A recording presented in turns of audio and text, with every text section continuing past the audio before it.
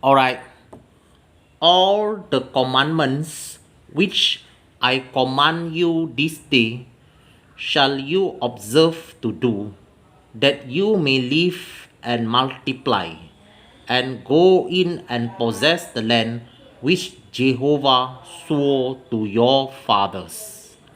And you should remember all the way which Jehovah your God led you these 40 years in the wilderness, to humble you and to prove you, to know what was in your heart, whether you would keep his commandments or no. And he humbled you and allowed you to hunger, and fed you with manna which you knew not,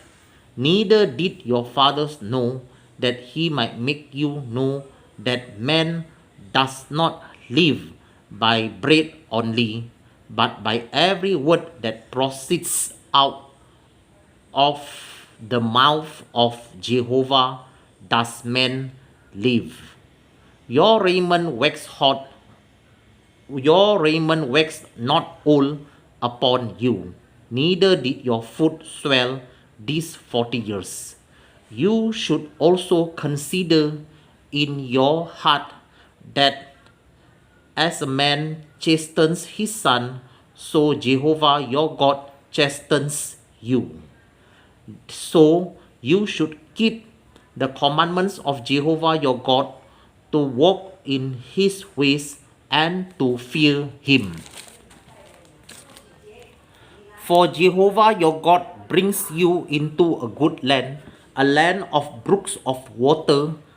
of fountains and depths that spring out of valleys and hills, a land of wheat and barley, and vines and fig trees and pomegranates, a land of oil, olive, and honey, a land wherein you should eat bread without scarceness, you should not lack anything in it, a land whose stones are iron, and out of whose hills you may dig brass. When you have eaten and are full, then you should bless Jehovah your God for the good land which he has given you.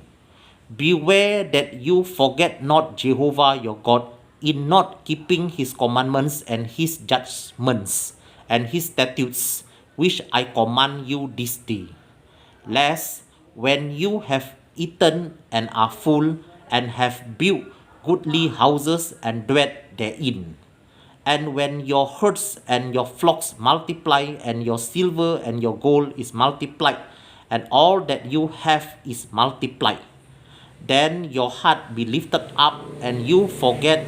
Jehovah your God, which brought you forth out of the land of Egypt, from the house of bondage,